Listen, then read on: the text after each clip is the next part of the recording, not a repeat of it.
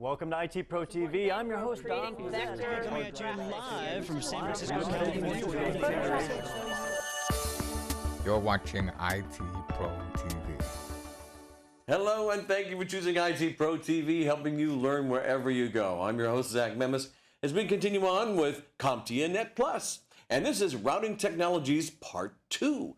And Wes Bryant is here to once again help us through these waters. Wes, good to see you, sir. Hey, how we doing? Hopefully, if it's murky waters, we can clear them up for you. That's right. So, we've been talking about routing technologies, right? And like Zach mentioned, this is a part 2. Remember, in the first part, we kind of set the stage for just some of the basics, right? The difference between an IGP and an EGP, interior gateway versus exterior gateway protocols, and we really talked about distance vector routing protocols, right? We were talking about RIP version 2. So as a real quick recap on that, just remember RIP version 2 is a distance vector routing protocol, and with distance vector protocols, keep in mind that it is the hop count that becomes the cost or the metric or what determines the best path. Yeah, so you said there's two types of IGPs, distance vector and link state. Now, can you tell us more about that? Absolutely. So with link state routing protocols, it's another type of essentially interior gateway protocol. And really the most common one that we use is what is known as OSPF. All right, that's Open Shortest Path First. And it's kind of interesting in the name.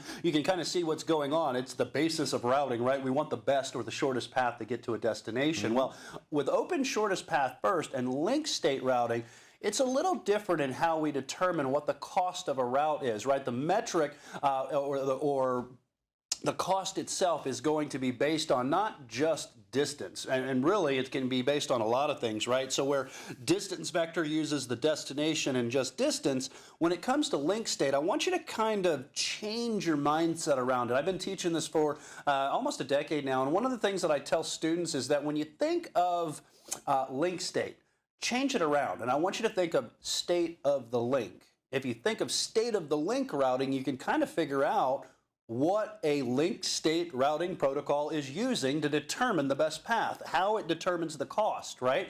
And that is through the state of the link, right? So it can use things like, for instance, it can use the bandwidth. What is the available bandwidth for it, if you will? What is the load utilization? What is the link reliability? Is it up? Is it down? Again, speed of the link, the bandwidth is one that is very, very important. And let me show you here. So unlike, remember, our distance vector protocol that's using hop counts, right, in the distance, when it comes to something like OSPF can say, hey, should I send this over, let's say maybe, let me finish my diagram there again. Should I send this over a 100 megabyte link or 100 megabit link? Should I send this over a 56K link?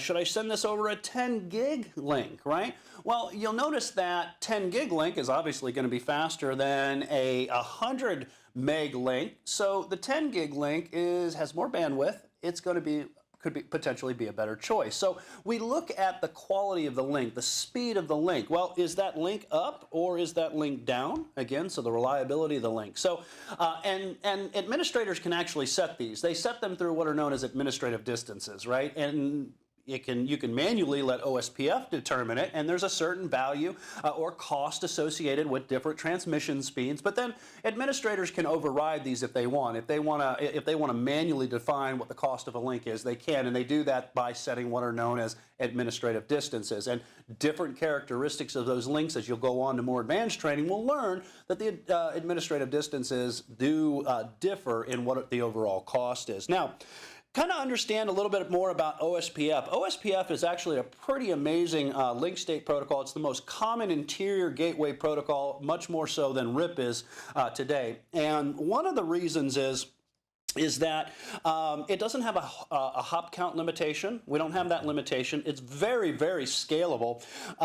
It has faster convergence times too. Now, Initially, it doesn't, all right? And let me tell you why. If we go back to our diagram here, OSPF, when these routers first come online, if they're using OSPF, then what they do is they actually broadcast their routing tables to all routers within the network. And you're probably thinking, maybe you're thinking out there like I am, well, wait a second, if RIP is only talking to the neighbors and broadcasting that communication, would that be more efficient than OSPF flooding that information out to every router on the network? And the answer is yes. At first, OSPF is going to saturate your network with a lot of communications, while all of these routers on this network try to converge. Again, convergence, remember that process of us all agreeing that we have the updated routing information. Now, here's where it starts to outperform RIP. At first, you get a lot of heavy traffic, as these routers are learning. Once they are converged, once they all agree, they have the updated topology information, if a link fails, unlike RIP, which continues to broadcast its routing tables, whether anything changes or not, OSPF does incremental routing messages. It says, I don't need to tell Zach about everything every 30 seconds. I'll just tell Zach, hey, guess what? That link's failed. Just that message goes, right? So you'll see that you get a faster convergence time because it's the incremental topology changes that are actually sent out across the network, right? Rather than having to inspect the whole routing table, figure out what we know, like RIP does, figure out if we know all of these routes, just to process the whole routing table to find one route that's changed. I'm just going to tell you what the change is. I don't need to give you the whole routing table, right? It also not only has faster convergent times, it has routing authentication, all right? Changes are propagated instantaneously. It doesn't wait, and we don't have to wait for it to get from neighbor to neighbor to neighbor to neighbor and wait until that converges really slowly, because the increment is just that incremental change, just that change is going to be propagated to all routers, if you will.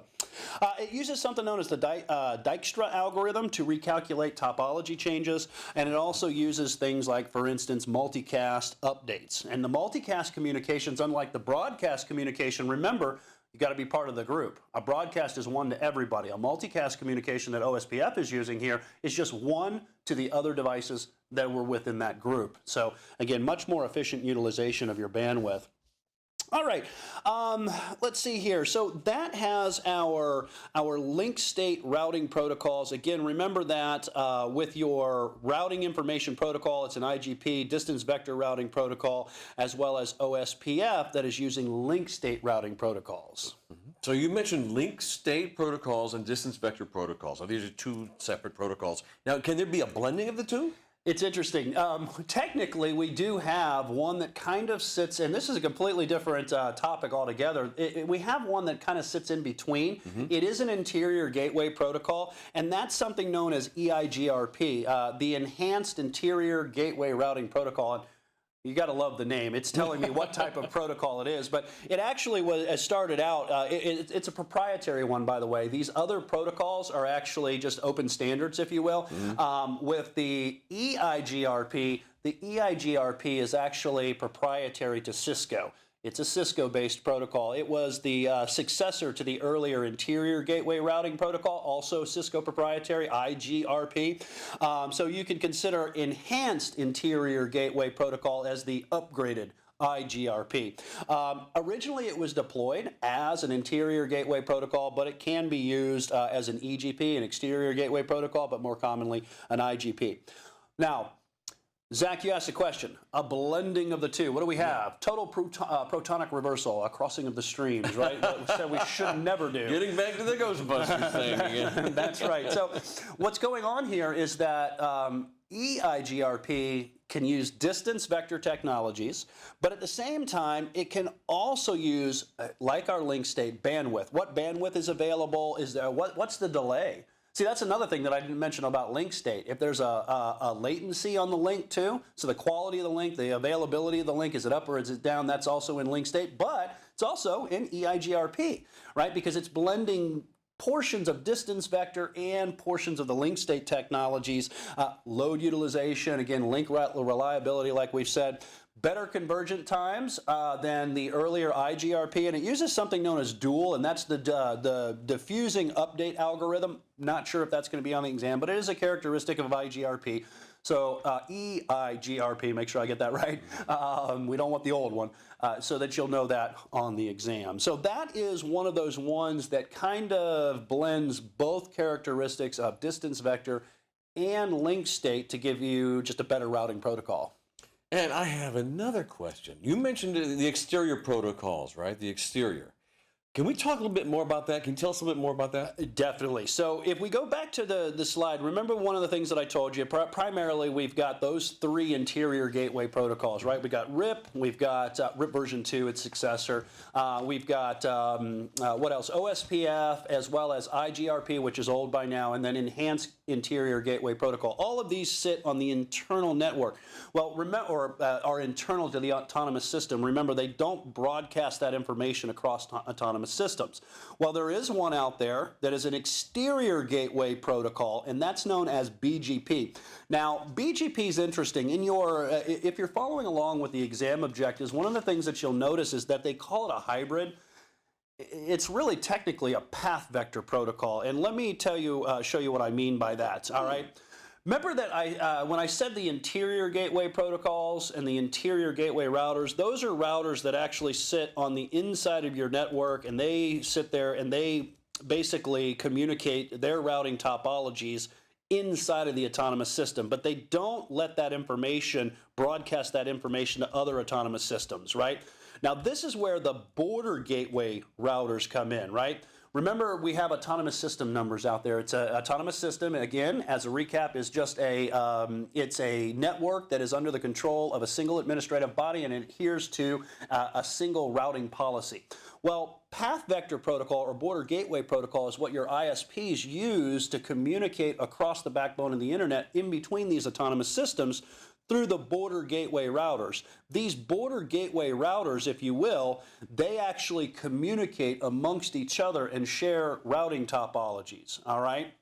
And they do that with the border gateway protocol.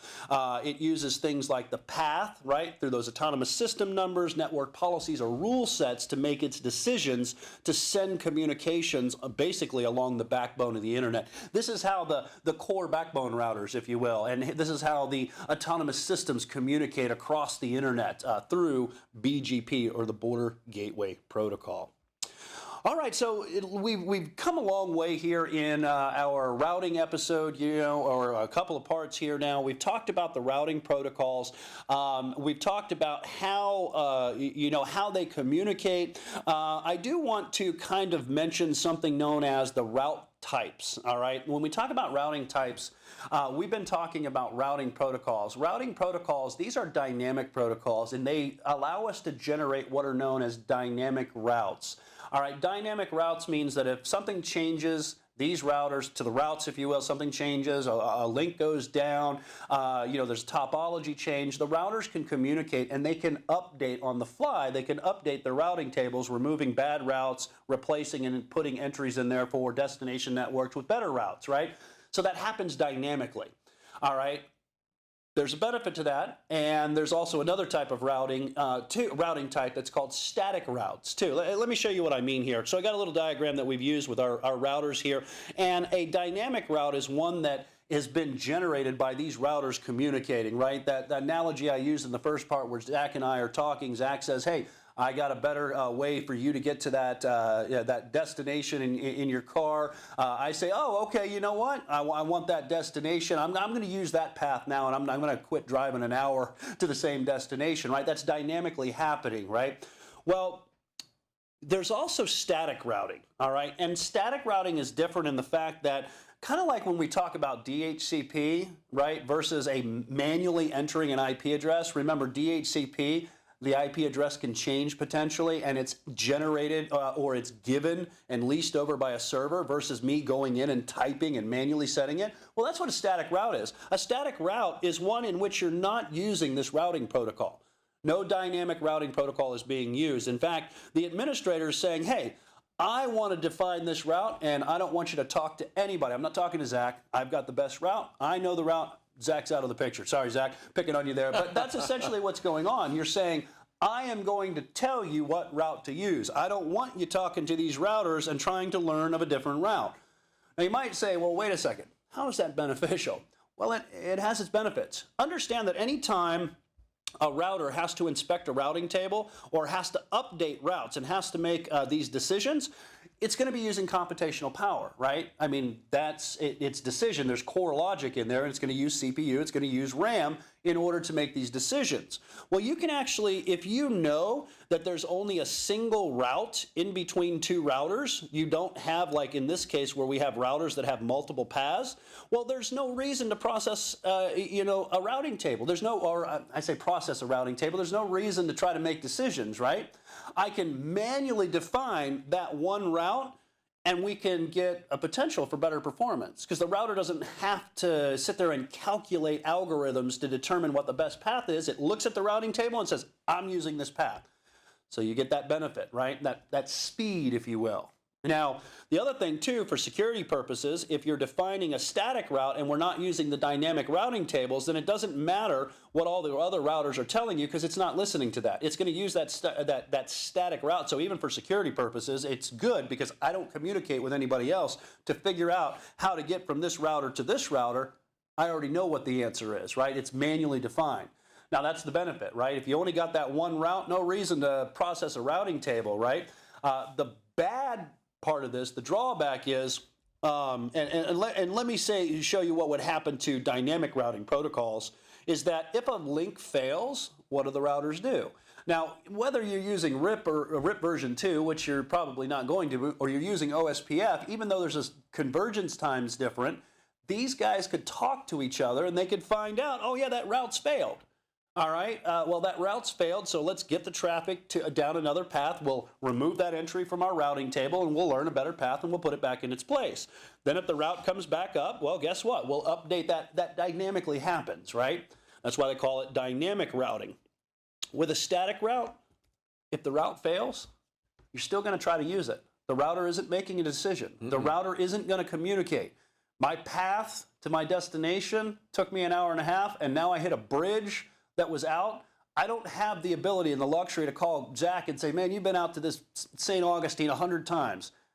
I need a better path, right? I can't check Google Maps. I can't check the TomTom, if you will, and try to find a better path. I'm going to be sitting there waiting at the bridge.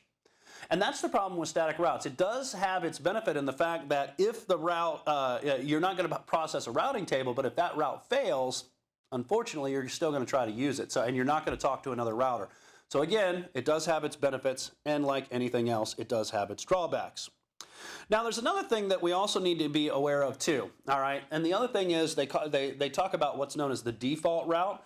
Well, inside of your operating systems, I can actually give you an example of this. You know, when we talk about a default route, what we're talking about is where do I send information if I don't know the destination network? Right? Well, inside of our computers, in fact, if we get back into our Windows machine here and we look again at our routing table, right?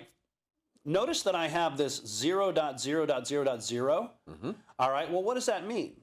Well, that means that we've looked at all the routes that we're aware of, and I don't have a destination. I'm looking at the destination network in this packet, this IP header, and I don't know where the network is. So where do I send it?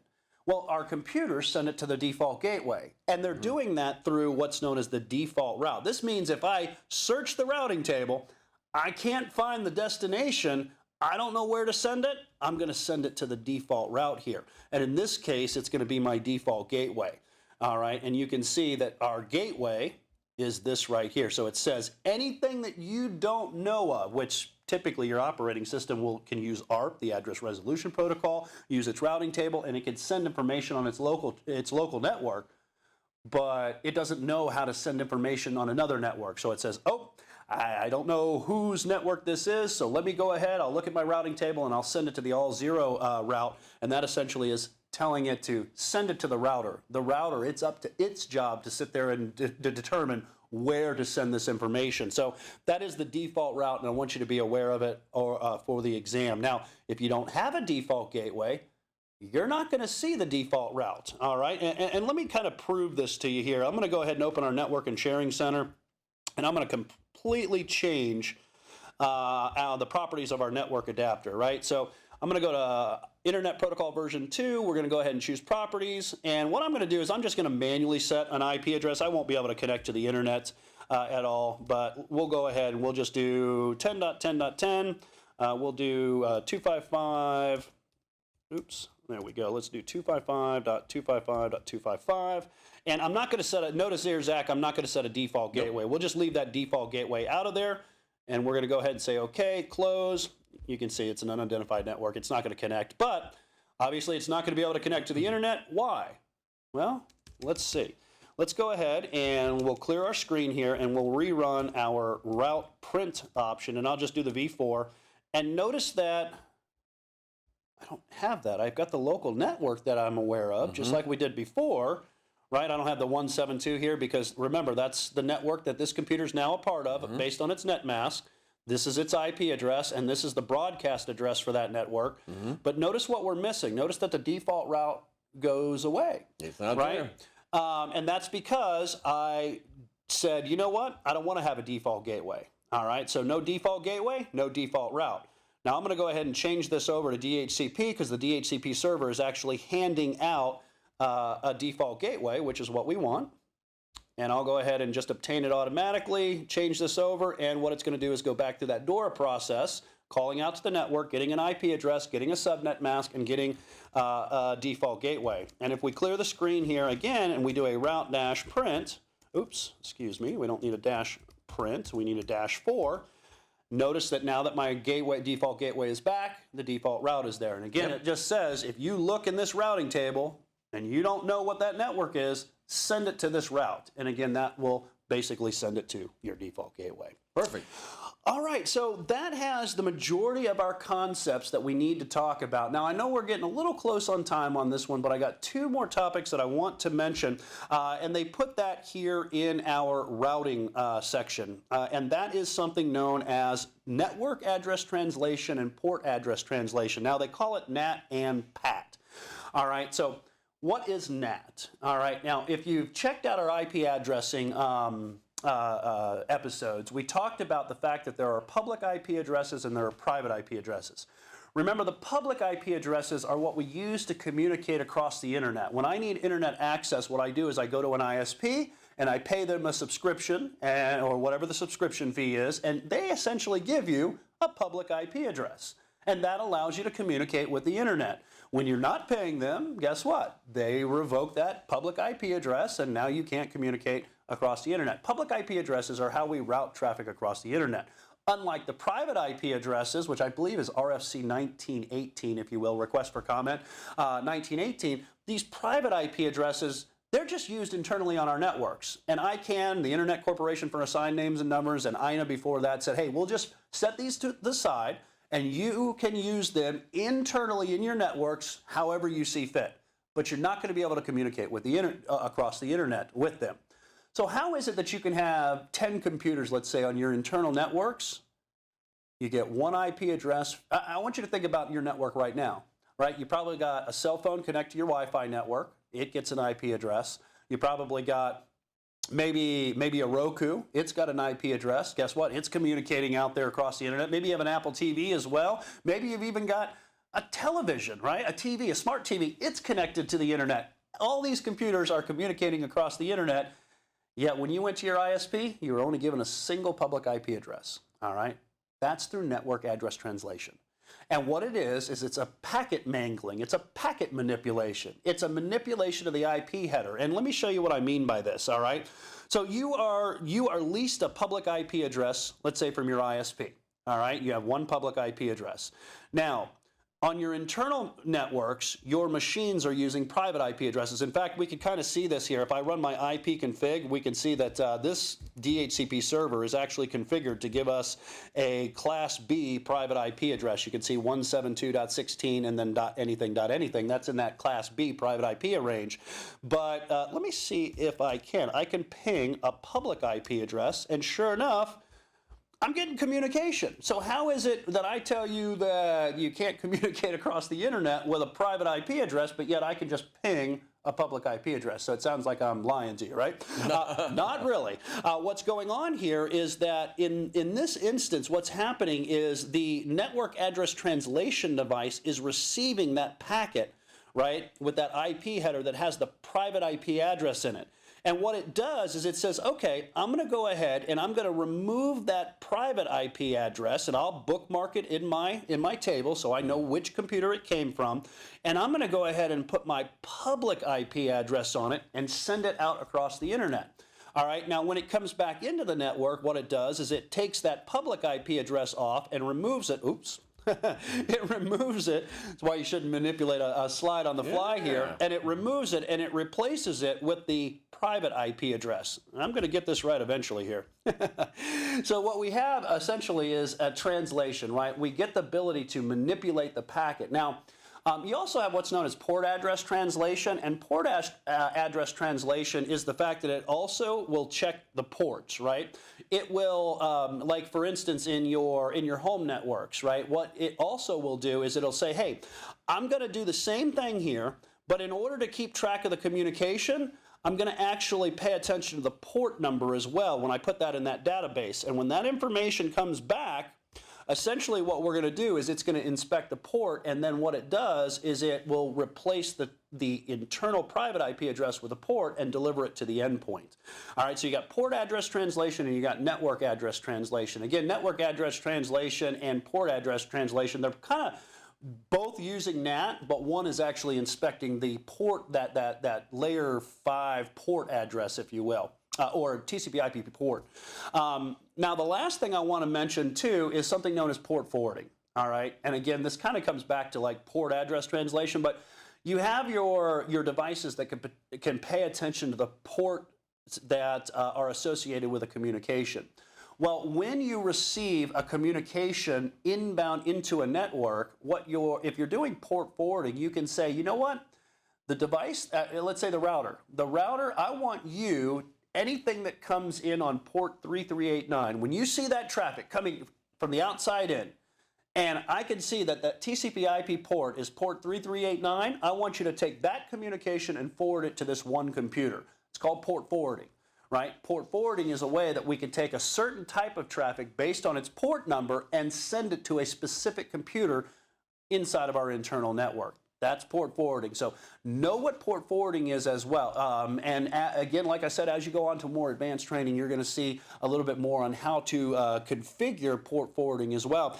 Now, once you said that we would learn a little bit more about advanced configuration and advanced courses, right? Yeah. So can you tell us a bit more about that, or can you give us a glimpse? Yeah, I can give you, absolutely. You know, so when we talk about just basic port forwarding, right, we can actually show you here. So I'm on a Linksys router. If we take a look at my computer here, you'll see that we're just in the basic web interface. And one of the things that you'll find this a lot in your applications in gaming, because gamers will expect a certain traffic. Yeah, here's another way that you might see this, right? And you might see that when you're doing things like online gaming and stuff, that they're expecting a certain amount of certain port values and certain types of traffic to be sent to a certain computer. If I've got 5 computers within my internal network and only one of them is my gaming rig, then I want to make sure that all of that gaming traffic goes straight to that computer and doesn't go to any other computers, right? So what we can do is we can do port forwarding here, and you usually on your home routers and stuff like that, you'll find it under application and gaming. I just happen to be in Linksys, right?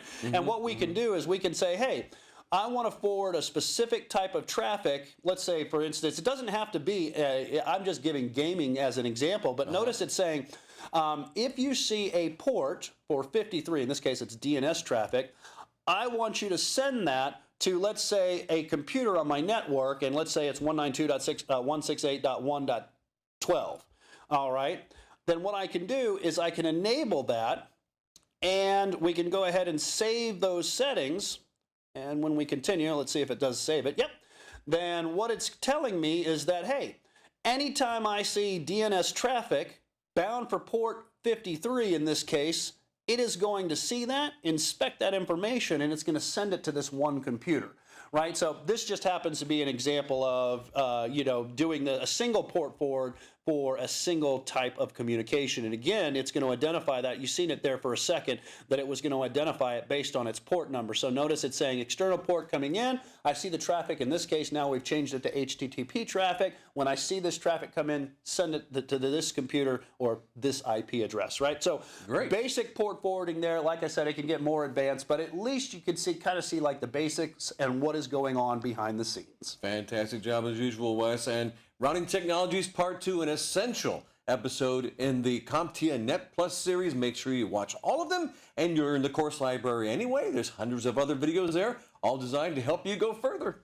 And tell everybody you know about IT Pro TV. They'll be very glad you did. I'm Zach Memes. And I'm Wes Bryan. Thanks for watching. We'll see you soon.